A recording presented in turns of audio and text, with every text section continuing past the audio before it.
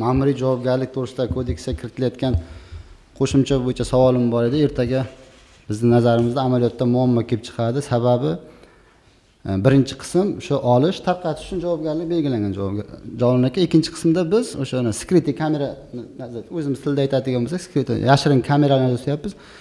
Hozir o'sha yashirin kameradan foydalangan holda shaxsga doir ma'lumotlarni olib qonunga xilof ravishda tarqatsa, amaliyotchilar aybdor huquqbuzarni o'sha moddaning ham birinchi qismi bilan ham ikkinchi qismi bilan ham malakalab berishiga to'g'ri kelib qolyapti. Bizda bitta harakat uchun birinchi va ikkinchi qismlar bilan malakalab bergani yo'q. Chunki uni maqsadi tarqatish, security kamera o'shani ma'lumotni yig'ishga qaratilganda o'zini hatto huquqbuzarligini sodir etishni osonlashtiruvchi jinoyat quroli hisoblanadi.